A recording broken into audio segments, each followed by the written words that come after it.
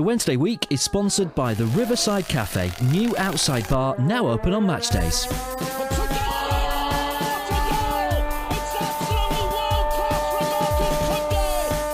a chance here, a great save by Turner from McClare. Might come a terrific goal by Sheridan. Brexman against Jones. Get in. You could have two goalkeepers in there, they would have trouble with saving that. Hello there, ladies and gentlemen, and a very warm welcome to the Wednesday week, the Sheffield Wednesday podcast. I'm Lord Hillsborough, and with me online, first of all, we have Mr. Richie Davis. Sticky, how the devil are you? Good evening, my lord. I'm fantastic. I hope you're very well too. And I'm feeling the love tonight with a grumpy old owls with just the three of us. But at least we can whinge about the FA Cup for a bit. Feel my grumpy love. And our other grumpy lover on the line is Mr. Marriott. James Eobeen, how are you? Don't get me started on the FA Cup, because I could fill an hour myself telling you it like it is when it comes to the FA Cup. How much you love it, how much you miss a romance, how much it just means to you, how much you remember playing the board game when you were a child, all that wonderfulness. Was there a board game? Did you never play the FA Cup board game? No. Enlighten me. That's probably got more value than this season's actual FA Cup competition. It was pretty much like every other board game you played, which all had the same rules where you roll the dice, and when the two dice fell, that was the score of the game. And if you won, you moved forward. You went on around. Yeah, fantastic. And then if you lost, you went backward. Rocket science. Rocket science. Never have so many 6-all draws happened in actual football. Right then, legends. Of course, we do have to speak about the FA Cup. Unfortunately, James, we do. And of course, we're off. We popped to Middlesbrough. And to be fair, the first half was pretty much a stalemate, a really stalemate, wasn't it? Both teams pretty much cancelling each other out. Nothing marvellous happened. And then the second half happened. And it was a bit ski-whiffing. Yes. There's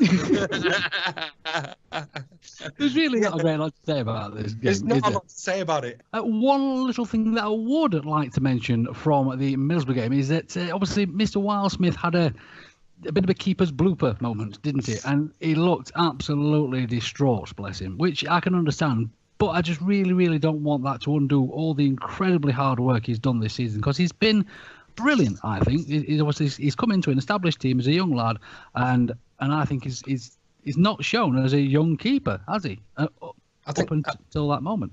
I think it's unfortunate when keepers make a mistake. Generally, it results in a goal against. Unfortunately, it's just one of the things. There's nobody covering, like there is if you make a mistake as a centre forward or a midfielder or whatever. It's goalkeepers are a bit more exposed like that.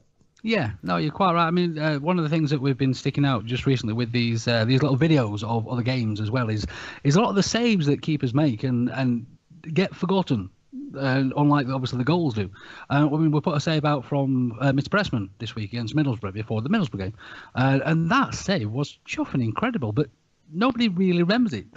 They're not remembered for those things. They're just remembered for the mistakes, goalkeepers, which is horrible. So if anybody out there is friends, I'm sure Joe's probably listening, but just in case he's not, and anybody listening does know Joe, just let him know to keep his chin up and don't let it trouble him, because we all still chuffing of it. But James has been very quiet during that Middlesbrough. What did you think of the game, mate? Just for the record, if Joe Wildsmith's listening now, I can resolve this in 2 seconds. Joe, don't worry about your mistake. It doesn't matter. It's the FA Cup. No one cares. No one will remember it. It doesn't matter. It doesn't matter. Right. If I told you that I really liked apples, and so I went out and I bought an apple tree. But I couldn't afford to buy any soil to plant the apple tree because I was spending it all on buying apples in the meantime. That would be a really silly thing to do, wouldn't it? That wouldn't make any sense. It would be a false economy. Trying to get a run in the FA Cup for what? To bring in £1 million when we're chasing promotion to the Premier League, which is worth 200 million quid, doesn't make any sense. It's a false economy. We are better off out of that competition than we were in it. It would have made no sense at all. We'd have got Accrington Stanley in round 4. It wouldn't have made any sense for us to stay in that competition.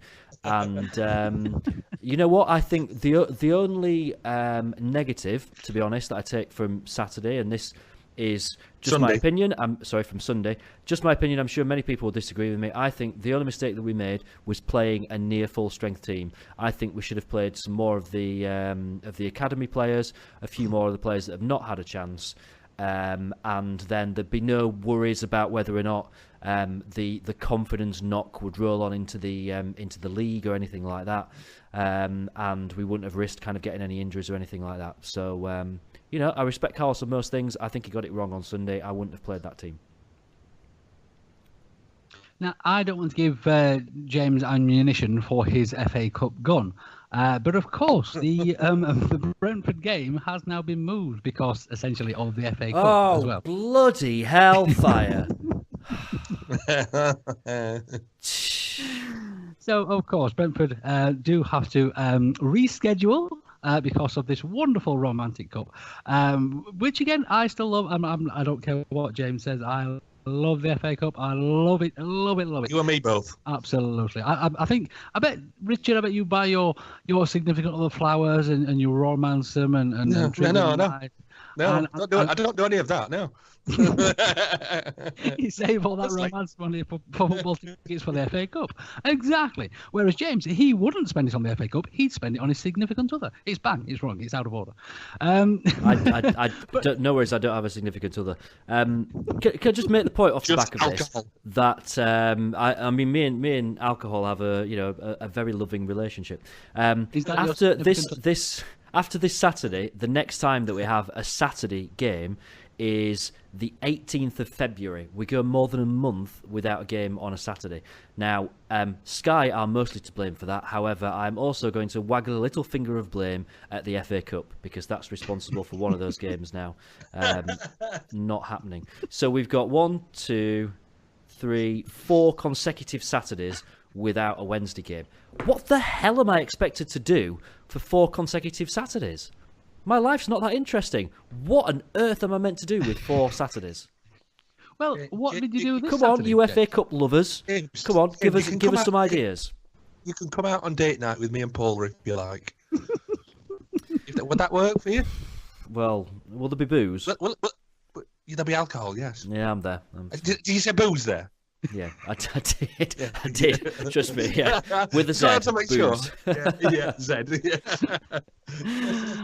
Oh dear. So yes, of course, we do have to say the proverbial, well, at least now we can concentrate on the league. And it is worth concentrating on this year, isn't it? Because we are in a very, very good position.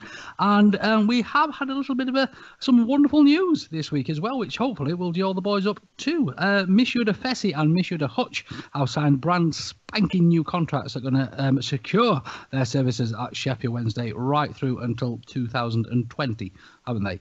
Now, of course, this news about Mr. Fernando was released even late last night, wasn't it? Yeah, weird one, that. Yeah. Midnight, wasn't it? Not sure why that one was at all. It's just my first thoughts was something to do with with the Thailand kind of thing, or not sure at all in any way, shape, or form about that one.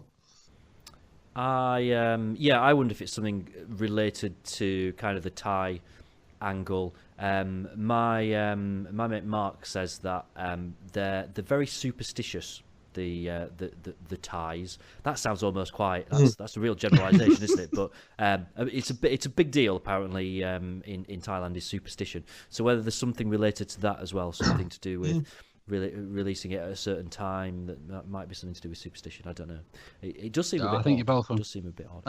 Maybe he just wanted to make us all wake up with a big smile on our face when we roll over and check our phones. And normally for me, I've got a drunken message from one of my mates.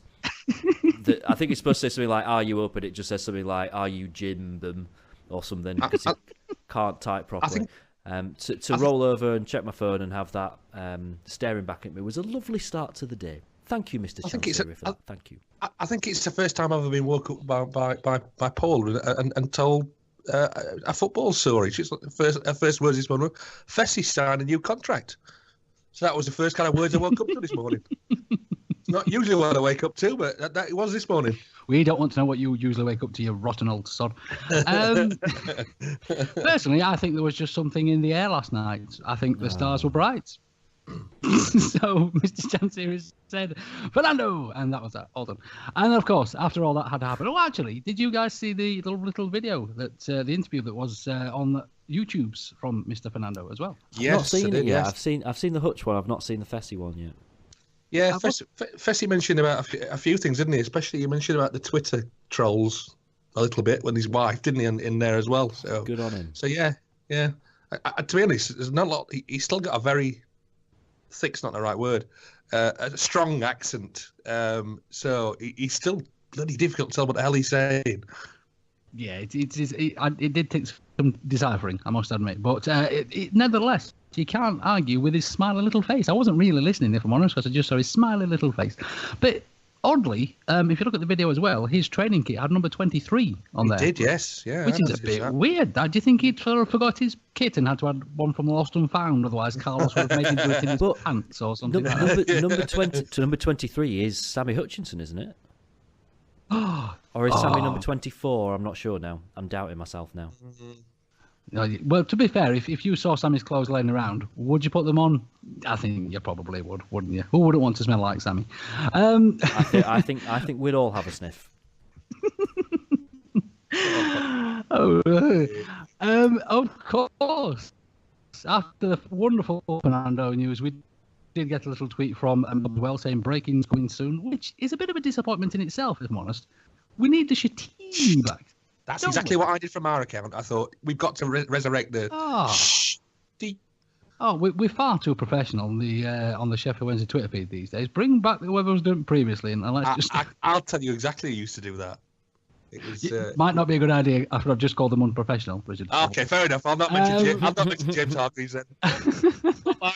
Or I'll talk even.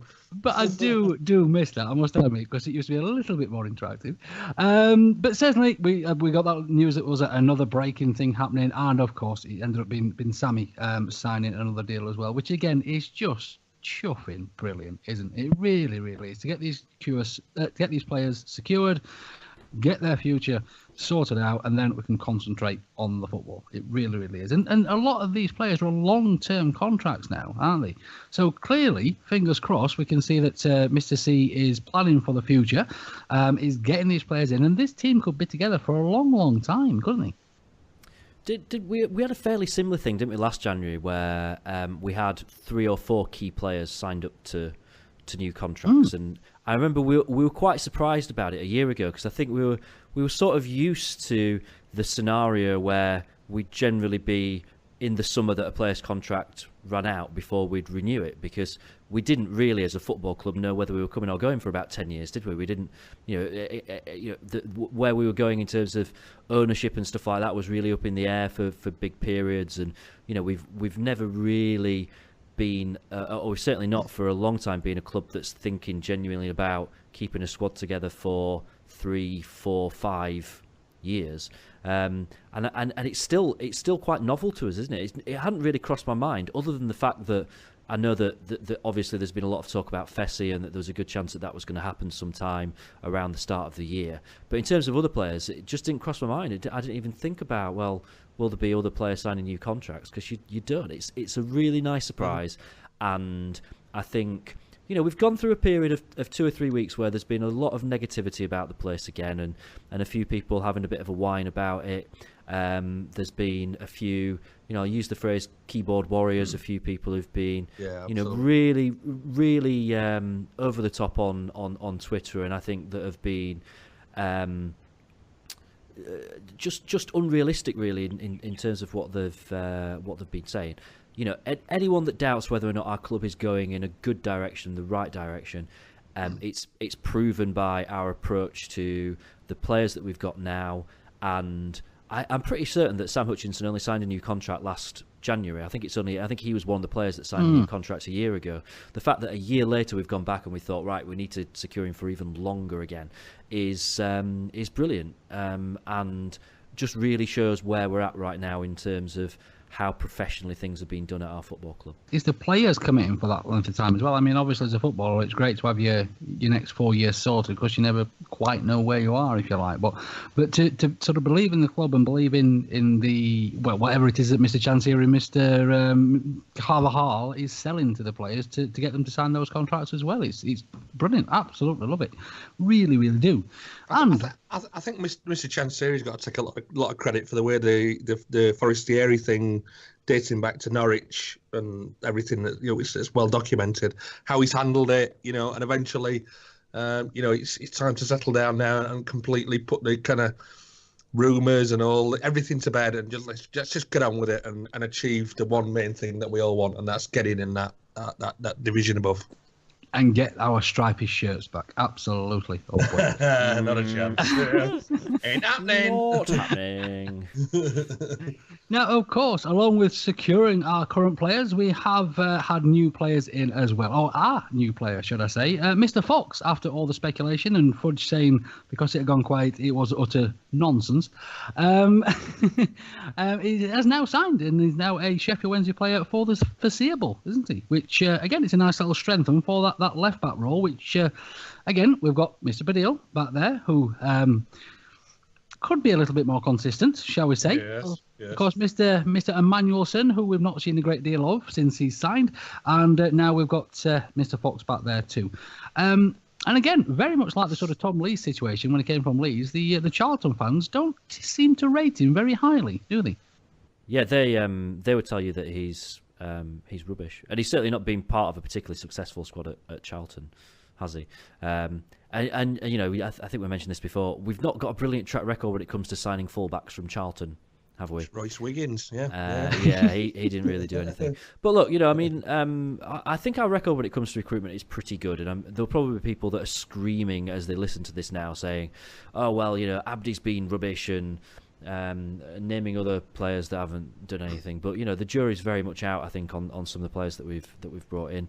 But if if whoever it is that's doing our recruitment sees something in this guy that thinks, if he's playing with better quality footballers around him, then he'll rise to it. Then I think it's worth having him through the door. We have quite a collection of left backs now as well, don't we? So we tend to play reach at left back quite a bit as well, don't we? So we've almost got four left backs now that we've got. Yeah, I think, going back, just touching back on about the players and what have and haven't worked, I think it's not every player is going to work out. That's just fact in any club around the country. It's like when we've all had jobs where it's not worked out for whatever reason, and you go and find another one, and then you might excel in that one. You might take 2 or 3 jobs before you find the right one. But I just think it's not time to judge the Matthias's and the Abdis at the minute. Let's look at the end of the season when they've had a full season, and if they both seem to be quite injury prone at the minute, which is frustrating. But I just think we need to give them that bit of time. And Kieran Lee being out, is that an opportunity for Abdi to come in? And I certainly think let's not judge Fox before we've seen him. And left back is, I think both fullbacks are positions where we could have stronger players in there. They're not. I don't think the positions that we could carry into a league above. It's a very good point, Rich, but if you ever accuse me of having a job in my life ever again, we'll have just remember who you're talking to. Welcome, Mr. Fox. And the first thing I've noticed about him, if you do have a little whip through his Twitter feed, he loves a fist bump, doesn't he? Every chuffing tweet he sends out there, he's got his little fist bump on there as well. A little bit odd. Here's a question. Where would you find all of the following in one place? Chairs, tables, beer, Vic, James, more beer, Dick Yow, Eddie, more beer, and the rest of the Wednesday Week gang. That's right, it's the Riverside Cafe's new outside bar. All of your favourite lagers, ciders, soft drinks and hand pump ales are now available outside. Come and see the gang and give it a try. The Riverside Cafe's new outside bar. Now open on match days. Right, other transfer shenanigans, and this is a rumour section, if you like, because this is the bits and bobs we've all seen flying about. Of course, I love a rumour. Love a rumour. The rumours. Should we The just make rumour some, lounge. let's just make some stuff up. Let's go through some actual rumours and then let's just. Can we make just up call some this section? nonsense. Can we call this section like the rumour lounge or something like that? No, we can't. That's awful. Welcome to the Rumour Lounge. Please take your seats. Please strap yourself in for tonight's rumours. So the first one that we've seen popping about is Mr. McGugan. Apparently, he's been courted by. We're not signing him, are we? He's rubbish. No, we don't want to sign him. It'd be a waste of money. He'd just warm the bench up. He wouldn't even do that, bless him. But no, he is apparently on rather large wages because he did sign a contract just before the beginning of this season, didn't he? So I'm assuming he's on a fair old whack, and it would be nice if he's not going to use, which clearly we're not going to use him, just get him off the books. And apparently Bolton have shown an interest, which the reason I find this rumour interesting because it's likely, isn't it? It's a good fit, I think, for Mr. McGugan, though, because he would kill in that division. He would. I think the point with regards to his wages being an issue is probably a true point. He was one of those players that we signed. It was last. No, it wasn't even last summer, was it? It was the summer before. When we brought in a lot of players in one summer, and he was kind of actually the marquee signing, wasn't he, when we brought him in? Really he was the one that all the yeah. fans loved and everything, and played a few games last season, and then since then obviously things haven't really worked for him. But I suspect that there were other clubs interested when we did sign him, so I'd have thought that we'll have probably rightly at the time we will have given him a fairly decent contract, and that's going to be an issue. I think that there are probably Championship clubs who've looked at him and thought he could do a job for them, and have been put off by the kind of wages that he's on with us. I'm not sure whether or not I buy the idea that a club like, let's say, and I'm plucking this out of thin air just because it would be a good fit, let's say Nottingham Forest, who he's played for before, who do need some players through the door, that they would look and decide actually he's not worth that money. And yet Bolton, who very nearly went out of business about 6 months ago, that they would look at it and think, oh yeah, we'll pay that. If he's on 15 grand a week, which is a number I'm plucking out of thin air, by the way, I don't know anything. Genuinely, I don't know anything. That's a different matter completely.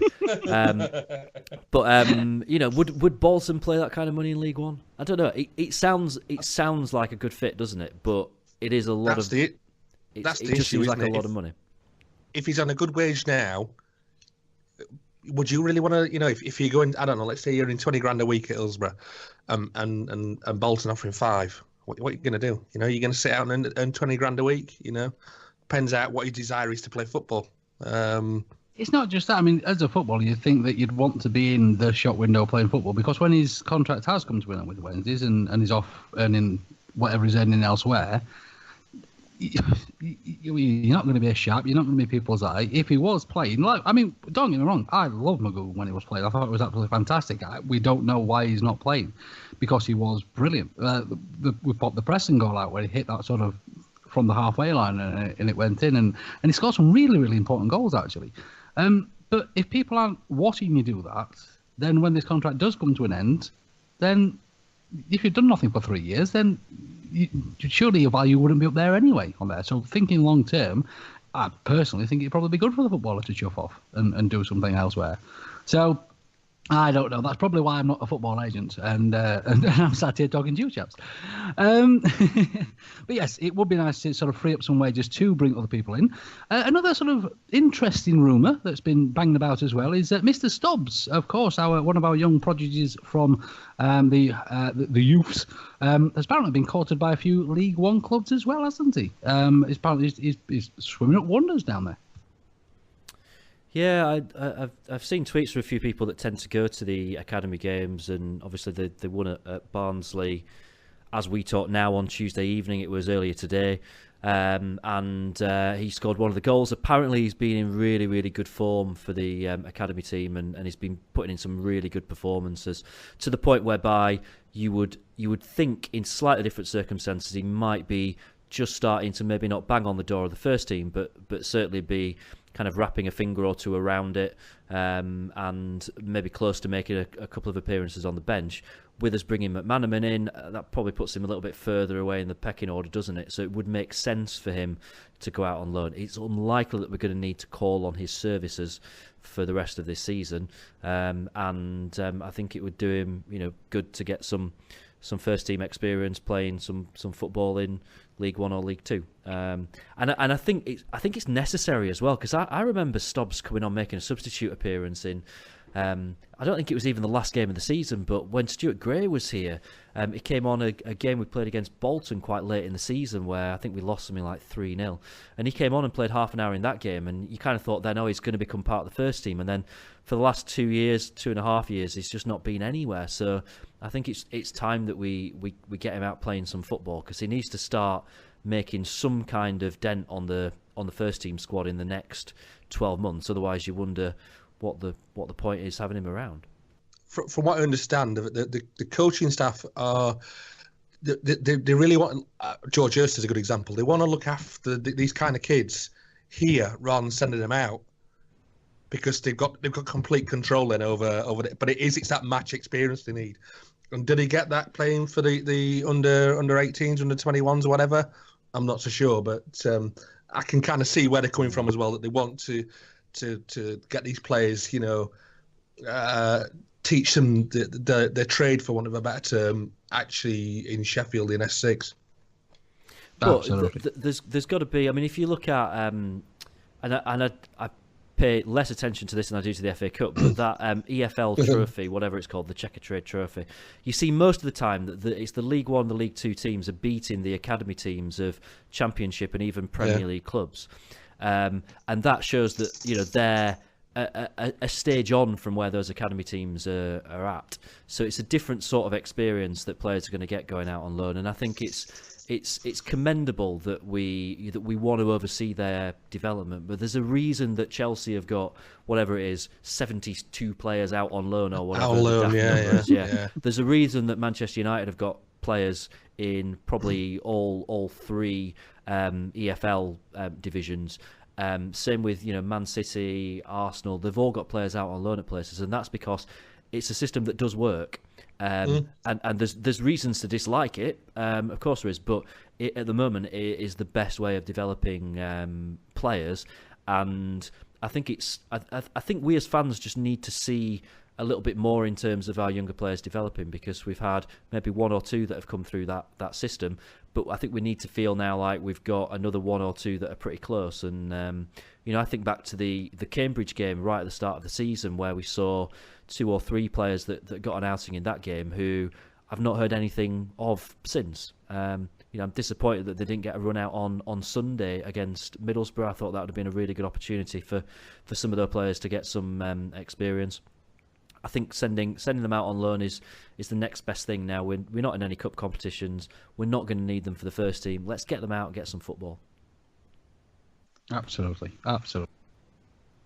Right, other little bits for the transfer lounge is it's going to end up being called. The Rumour lounge. Sorry, the Rumour. This is going to be a hashtag. Transfer lounge sounds like a program that Sky Sports would run on deadline day, like quite early in the evening, not before it gets exciting, but like now time for the transfer lounge. And it also sounds like a really crap Twitter account that just makes stuff up.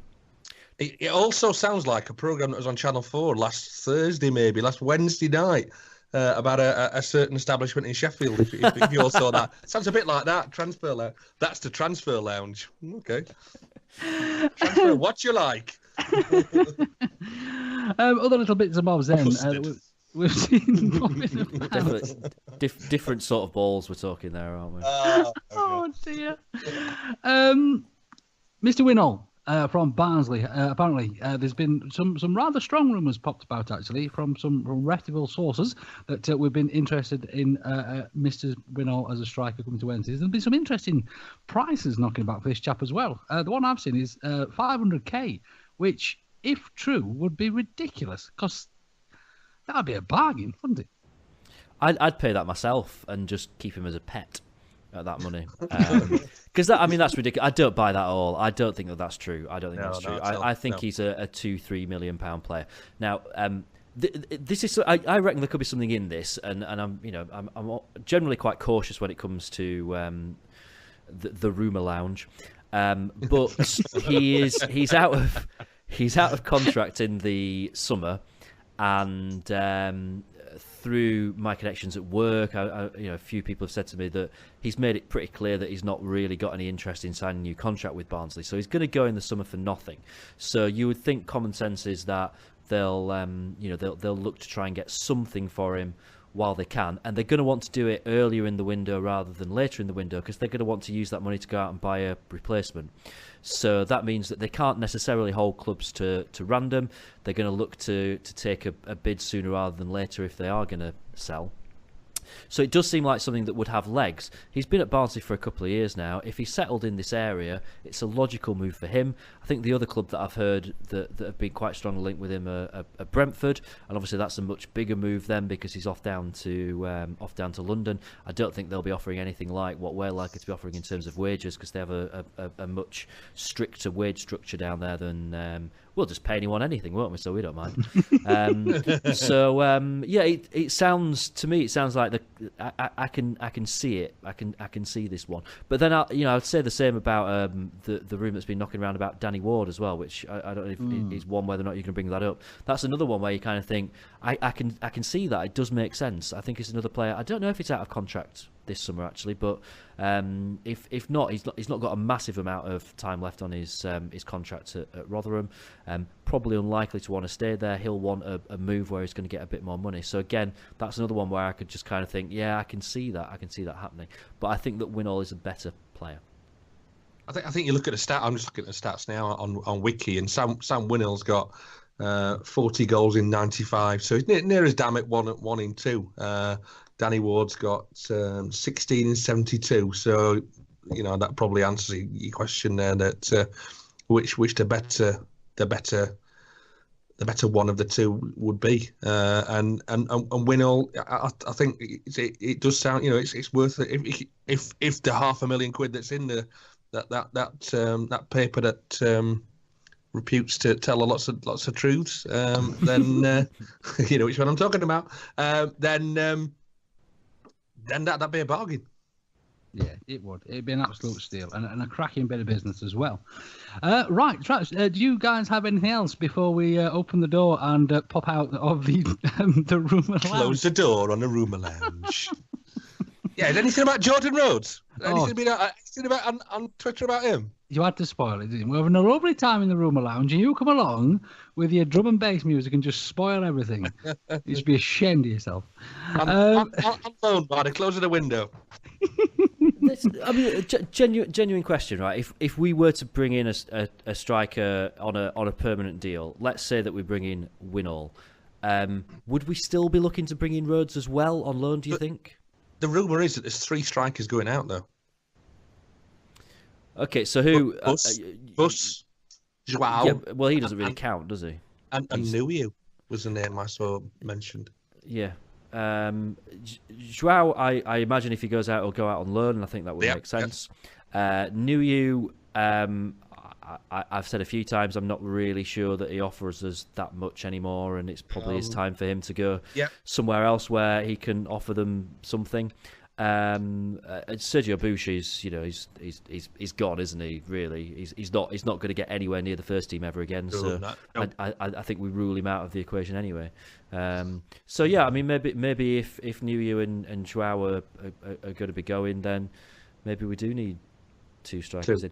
It wouldn't be a bad old swap, that would it? Nuyu and Joao out, Winnall and Rhodes in. I'd probably take that. Yeah, I'd take that. Yeah, absolutely.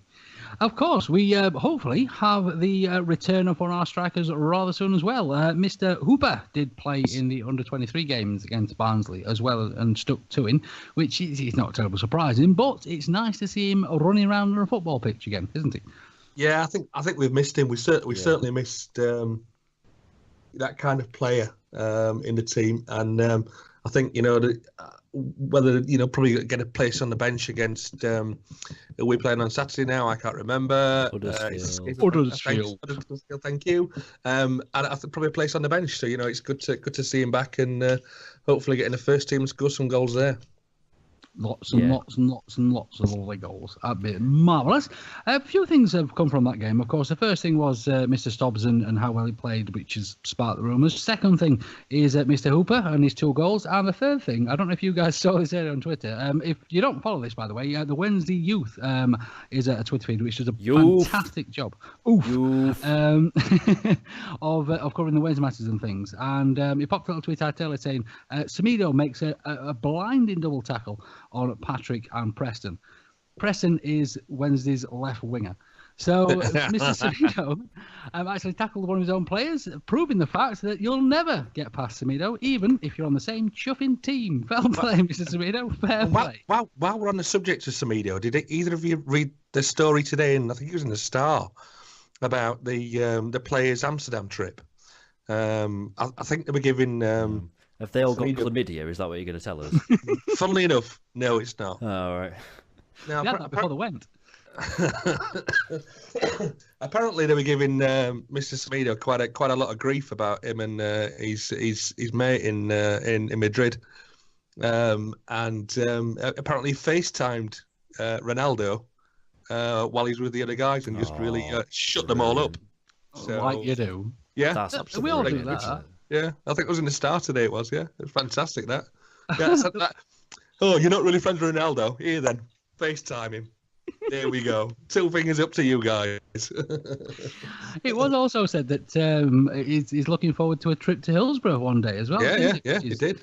He's been in the papers again, hasn't he? In the last couple of days, he's said something about how if we get promoted to the Premier League, he wants to be at Hillsborough to see it, or something along those kind of lines. It's just weird, isn't it? For us, I mean, we know that we're a club that's got a lot of history, but for anyone that wasn't following English football probably 20 years ago, they'll see Sheffield Wednesday as a fairly average team, won't they? In the second tier at best. The fact that the probably now undisputed greatest footballer in the world, because he won another bloody award, didn't he, yesterday? Not only knows who we are, but knows a hell of a lot about us. It's such a strange thought. It's brilliant, but it's just weird, isn't it? The fact that he sat around and talked about Sheffield Wednesday with people. That's brilliant. You'd love to think he was some kind of fan, but obviously he's just mates with Semedo, and that's as far as it goes, I think. But I wonder if after a Real Madrid game, he gets his phone out, gets the Sky Sports score centre app on his phone, and looks straight to Championship, Sheffield Wednesday. Oh, they won, brilliant. You can guarantee that Semedo sent him a Wednesday shirt for Christmas or something, can't you? He'll be walking around his palace in his Wednesday shirt quite happily, I would imagine. Even better, a Wednesday onesie. Imagine him wandering around in a Wednesday onesie that Semedo sent him for Christmas. Are you fantasising, my lord? Hang on. I've finished. Right, so... Do you know what, right? This is a true story about Cristiano Ronaldo. He is very useful for me when it comes to drinking tea. Because I generally find people are terrible at making tea. People make milky tea. It's like witch piss. It's horrible. People can't make tea. And so I explain to people, I have strong tea with just a drop of milk, the same colour as Cristiano Ronaldo's skin. And they get that. They understand that. And if people can make tea that's the same colour as Cristiano Ronaldo, then it's good tea. There you go. There's a tip for you. If you like strong tea, there's a tip for you. You can have that one for free. I'm going to say the most controversial thing you've ever heard on this podcast. What is tea about? It's so overrated. Tea, shmee. Let's not start that one. Sorry, you just sit there and touch yourself thinking about the FA Cup.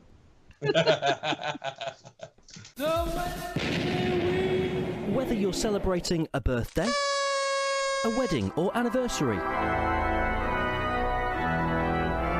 maybe you've passed your driving test, or you've landed a new job. Well, whatever your reason for a party, the Riverside Cafe is the perfect location on Catch Bar Lane overlooking Hillsborough Stadium. To inquire about hiring us for your function, call 07989 856 054 or 0114 232 6121. One little bit of interesting transfer news. There was a little tweet sent out earlier from Sheffield Wednesday when we just let people know that there was some information coming, and there was a little tweet from again, second time in 2 weeks, Mr. Clinton Morrison, letting know that he's going to be coming back as player coach as well. So I don't think we'd be too sad to see Clinton come back. Not at all. Not at all. I remember on his goal against Charlton when he ran the full length of the pitch, and he's a.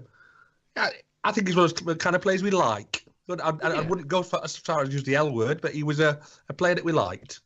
Absolutely. I'm not sure his pace is quite what we're after in this day and age. However, I've heard that we're after a foreign striker. I think is it Patrick Kluivert who we're. We're after him again, are we? We're after, he's probably the latter stage of his career, but I think he'll do a great job for us. Really good. I heard that Mr. Cahill's getting a little bit bored at Chelsea, so clearly, obviously, in his retirement, he's going to come and play for Wednesday as a centre-back. So I think that's probably something that's going to happen this transfer as well. That'd be brilliant. Wonderful. And Mr. Vardy's, there has been some news out there that Vardy's welcomed into the world his first child as well, a lovely little baby boy that's been born. Now, clearly, he's not going to want to bring that baby up in Leicester, is he? Let's face it. Not at all. In Leicester. He wants to be a proper Yorkshire boy. So he's going to have to move back to South Yorkshire. He's going to have to come back to the bosom of Sheffield. And of course, isn't he going to need to make a living while he's here, isn't he? So get him in the door. Absolutely. I tell you what, this transfer rumour nonsense is easy, isn't it? I think I'm going to set up a Twitter account. At least I've got some substance. What would you call it? The Rumour Lounge. Yes. I'm going to see whether or not that username is actually taken on Twitter, because if not, we're having it. There genuinely is a room at a golf club in Sheffield called that. That's not it. We're going to sue them for copyright.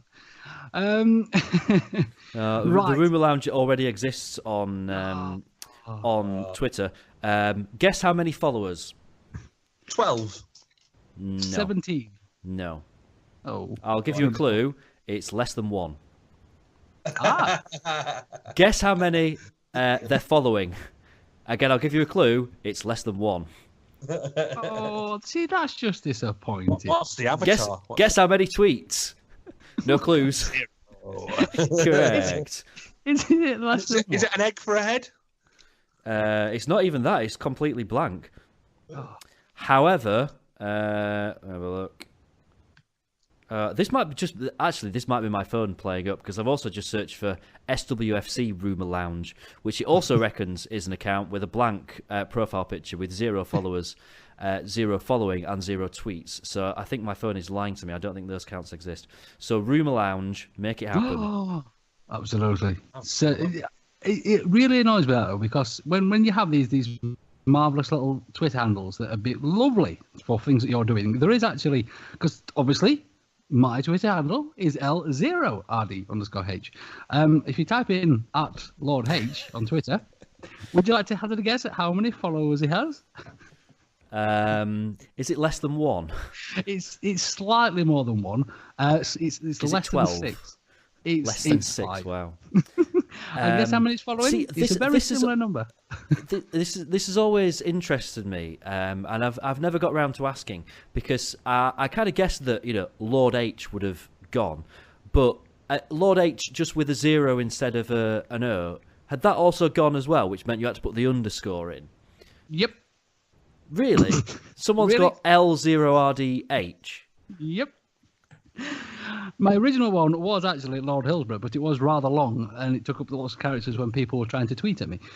So that's why we had to squish it down a little bit, if you like. What about Lord of the Lounge? Maybe that could be your... The Rumour Lounge doesn't exist. The Rumour Lounge does not exist. Bag it live on the podcast, Rich. Bag it live on the podcast. You may notice, by the way, if you search for @GrumpyOldOwls, that account is also taken. Possibly by someone that sat on this podcast right now. Really? Do one of us own Grumpy Old Owls? Maybe we do, yes. Are you planning a spin-off podcast? Yeah? Oh, there is a Grumpy Old Elf. Egg for a head. Egg for a head. I couldn't possibly comment. Do you want to guess how many followers Grumpy Old House has got? I'll give you a clue. 0. It's less than 1. I bet it's got more than that now. Have you just followed it? Yes. First follower, woohoo! 1 follower. We all have to start somewhere, don't we, boys and girls? At one point, we all had 1 follower. Right, let's move on quickly. We have the visit of Huddersfield at Hillsborough, and this is going to be quite an important match, I think. Obviously, we've had an interesting December and not a great start to the year, but this one, top 6 team, Huddersfield have been flying at the beginning of the season. Then they had a spurt where it just all went a bit wrong for them, but they have, with their points, sort of clawed their way into that playoff spot, and they don't seem to be very easy to shift, do they? Now, obviously, we beat them earlier in the season at their place as well, which was spiffing. It's always nice to beat the Aurors. But this one, I don't know what you chaps think. I think we need to go out all guns chuffing blazing on this one and really, really cement our place after what has been a disappointing couple of results. We've got a really disjointed few weeks ahead now, haven't we? Because of the Brentford game being moved. So it means that we've got Huddersfield this Saturday, then we've got Brighton a week on Friday, and then we've not got a game for more than 2 weeks, isn't it? Because we play on the Friday and then we've not got a game. It's probably is bang on 2 weeks. It'll be the Friday 2 weeks after that we play again. So we've got these 2 really important games coming up, where we've not got midweek games. We're able to really put our all into these 2 games, and I think that there's been this bit of negativity knocking around. I think that these next 2 games are really, really, really important. They could well be kind of season-defining games. We have to look at Huddersfield coming to Hillsborough, regardless of where they are in the league, and you know they went back up to 3rd, didn't they, a couple of weeks ago for a while. They might even still be 3rd now. I'm not sure. You know, it's a game that we have to win, isn't it? There's no other way of looking at it. It's a home game. It's against another team that's up there or thereabouts with us. You know, if we're serious about this season, then it's a game that we have to be winning. It really is a game that we have to win. And that's the only way I can look upon it at the moment, really. You know, it won't be the end of the world if we draw, but it's really hard to kind of look and think, well, you know, we've still got a good shot this season of making a dent towards that top 2 if we aren't beating Huddersfield at Hillsborough. We've got to do it. Well, that's the thing. We've not done terribly badly this season against top 6 clubs, have we? We've actually played quite well, which is a big difference from last season where we didn't beat any chuffer up there either, did we? Obviously in the league itself, which was really, really rubbish. So I just really, really, really hope that the Wednesdays get behind the team on this one. Because is it me or is it the atmosphere at Hillsborough becoming an issue as well? It was rubbish against Wolves. It really was poor against Wolves. Yes. Whether that was how big the crowd was. Yeah, I mean that might have just been, maybe it's just an extended New Year hangover or something. I don't know, but the fact the game never really got going didn't help matters. And I think following on from the Preston game, there was maybe a little bit of a bit of a negative feel around the place, and I think there would have been potential for that going into the Huddersfield game. I think the fact that we've brought in a new player, all right. You know, Fox is not going to be signing of the season, but you know we've got Fernando now on a new long-term deal. We've got Hutchinson on a long-term deal. There's enough there to give us that positive feel to be able to go into this game and thinking, yeah, let's get right behind the boys. They need us. We need to be that 12th man. And I really hope that there is that positive feel about the place and that people really do get behind them, because, like I said, this could be season defining. You know, if we beat Huddersfield and we go to Brighton and we get a result, then the table's looking very different and our season's looking very different to maybe how a lot of people are looking at it at the moment. You know, it can turn in that matter of 2 games. Stranger things have happened than us going to Brighton and winning. You know, we did it. We went to Newcastle and we won. There's no reason that we can't go to Brighton and win. But you know, we're still in it. We're still up there. We're still in a really good position. and we've got to do our bit for this next few weeks. We've got to do our bit. I think I was talking to a few people on Sunday at kids football, and I think what the general consent. There was one guy that was on a Carlos times ago, which I thought, but that was, I don't agree with whatsoever. But I think the general consensus is it's performances that are letting us down, and yeah, we're getting the points, and yeah, we're getting the clean sheets, and all this kind of stuff. But I think it's now we now need to kind of give. The team needs to give performances that the fans are deserved, because it has been a long slog. Even though we've been grinding results out, we need this 6-0, and I'm not saying that's going to happen against Huddersfield, but we do need that kind of game where we do prop up somebody to the sword, whether it would just be a really comfortable 3-0, 2-0 win or whatever, and we just we put on a really good performance. Then it's time to start doing that, and doing it a little bit more regular than we're doing now. Oh, starting with Huddersfield. Starting with us, that's their spirit, Obi. Yes, it has been a bit frustrating, all these Carlos out nonsense and bits and bobs like that as well. And we've seen something similar. Obviously, there was a chap on Twitter earlier, and I forget the chap's name, but he went through various Twitter accounts and retweeted when people were saying that Hutchinson was a liability when he was getting these yellow cards and chopping people down. And there was lots and lots and lots of those tweets. That was Des, wasn't it? Yes, that's the chap, absolutely. And it was brilliant. And those people look like utter titties. They really, really did. And I think, hopefully, we'll be able to do something rather similar when we are sort of solidified in these playoff spots, and when we are either off to Wembley again or, dare I say, in the top two. And people can look back at these Carlos out tweets and just destroy the people that have sent those tweets. I mean, Louis Shackshaft, obviously been on the podcast, lovely chap, loves a bit of a Wednesday stat as well. Stuck out Carlos's stats, and quite simply, managed 75 games, won 33, drawn 22, lost 20, win ratio 44%. That's really bloody good, isn't it? Really, really is bloody good. It'll be the best in a number of years, won't it, for us? For our recent past, absolutely, yeah. Absolutely. And the thought of sacking Carlos is it can't cross anybody's mind. And I'm sure that after we've seen these players that have signed 4-year deals, and obviously Westwood signed a contract and then a year later signed an extension to his contract, and Mr. Chantier is looking ahead all the time for a long term. And Carlos has to be the key to that long-term plan, doesn't he? Now's not the time to rock that particular boat. It's ridiculous. It's crazy. You don't get if you can find me a club that sacked the manager when there were 6th in the Championship, and it's proved to be the right decision, then absolutely.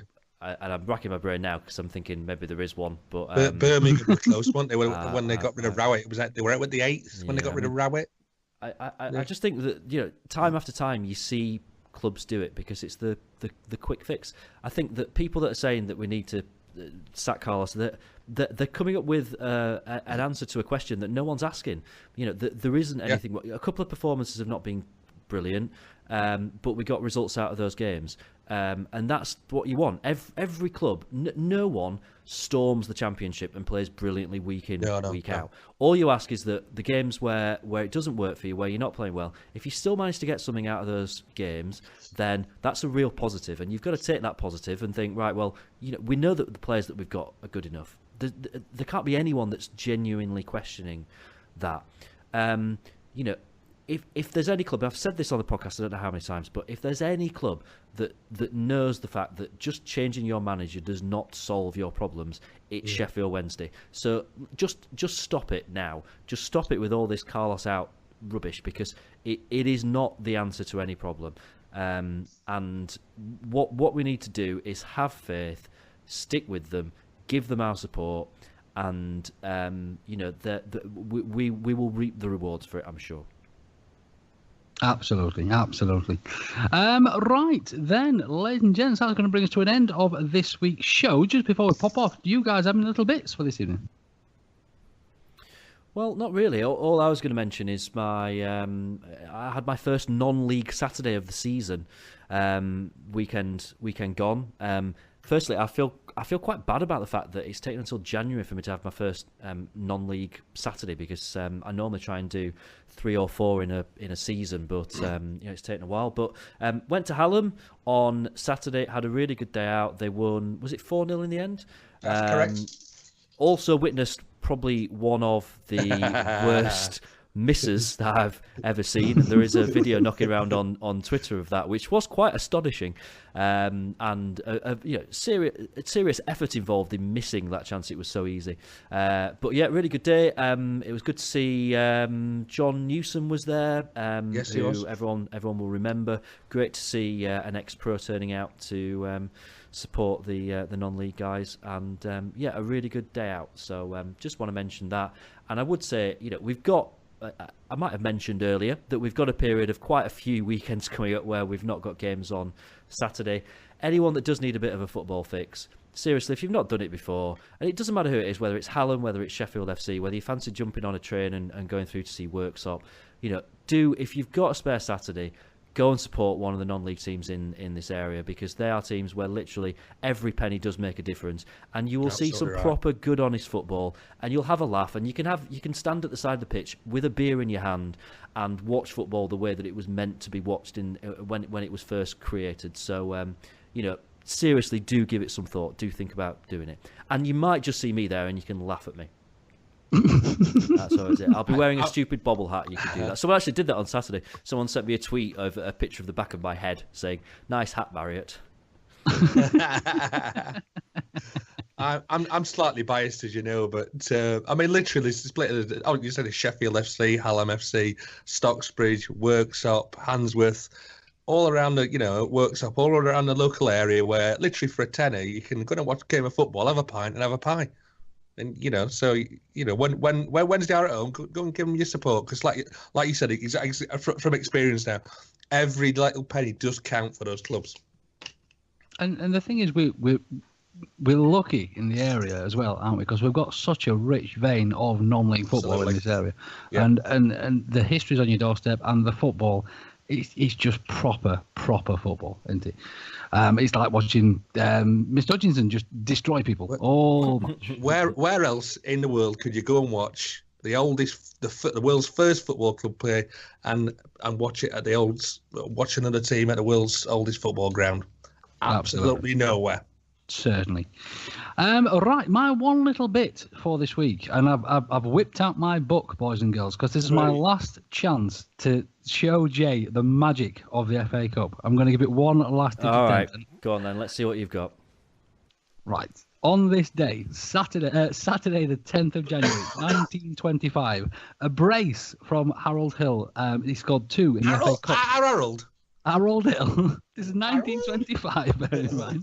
Harold probably finished his game and then went back down the mine to finish his shift. But he scored 2 against fellow second division side Manchester United. Long time ago, champ, long time ago.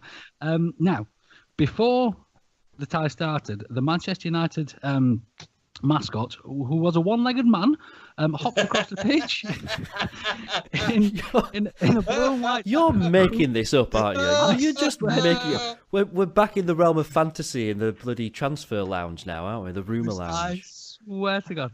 It says in this book that it was treated to the sight of the Man United mascot, a one-legged man dressed in a red and white hoops, hopping around the pitch. Now, if not, that's not going to give you the magic of the FA Cup, Jay. You're dead inside. What? Sorry, what was the guy's name again? Was it Harold Hill? Harold Hill secured a 2-0 victory in the FA Cup over fellow second division side Manchester United. So you genuinely tell me you used to have a player called Harry Hill that used to play for us? He used to have a player called Harry Hill that played for Wednesdays in 1925. I wonder if they did the thing whereby someone sat there going, I like the Manchester United mascot and I like the Sheffield Wednesday mascot, but who do I like the most? There's only one way to decide. Hop. And one of them lost a leg. So I'm sorry, Jay. I'm sorry. That is the magic of the FA Cup. It's been happening a long time. Where else do you get that? Yeah, I like the fact that to go back to a side where people cared about the FA Cup, you had to go back to 1925. Very good. That just was this on this particular day. If you'd like me to find some other examples, P. James, I am more than happy to. Right, then, ladies and gents, thank you so much for joining us. James, if people would like to find your bits and bobs over there on Twitter, where can we do that, Albie? Yeah, it's at Grumpy Old House. Oh, no, I'm not using that one yet. It's at James Marriott. Yeah, back to normal. Saturday, 3 o'clock kickoff this weekend. We make the most of it because it's a long time before we've got another one. So, yeah, in the Riverside as normal. Come and say hi. Fantastic. I forgot your name then. Mr. Davies, Albie, where can people find you over there on Twitter? I was just going to go a similar kind of vein, but James has stole my thunder, but I was going to say at the Rumour Lounge, but it's just at Dickie L. Although you might see the Rumour Lounge perk into life, maybe. I think you've got to say it in a certain way. You've got to say it with a real smoothness to your voice. When the Rumour Lounge. You find me at the Rumour Lounge. It's all gone a bit babe station. Of course, if you'd like to find me over there on the Twitch, you can do that at L0RD_H rather than at Lord H. Underscore. I'm very posh, you know, and I might have had a drink. So you can find me over there as well. Of course, you can get over the podcast at TWWcast as well. You can find us on the Facebooks, you can find us on the YouTubes, you can find us everywhere where you can find social media. And again, we will be popping out our videos of previous battles versus Huddersfield, if you'd like to check those out as well. Again, there was some corkers that we stuck out against Middlesbrough as well, and people do seem to be enjoying them, don't they, Richie? All being over there on socials, they you're at. Certainly do, yeah. They're What's a few views on there. What's your hashtag for this one? TWW Rewind. Oh, but do you not have? Because you normally have it's a build up to Huddersfield without an H. So it's just build up to. You can't be like run up to Udders. That doesn't work, does it? Run up to Udders now. Again, it's gone a bit babe station there. Yeah, milking Udders, something, I'll keep working on this one.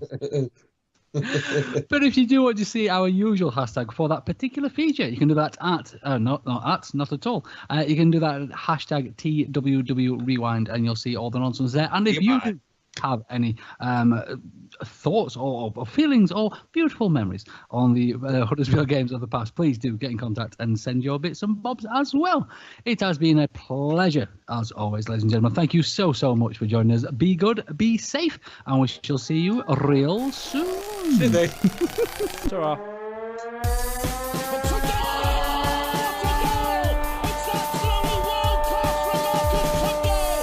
There's a chance here.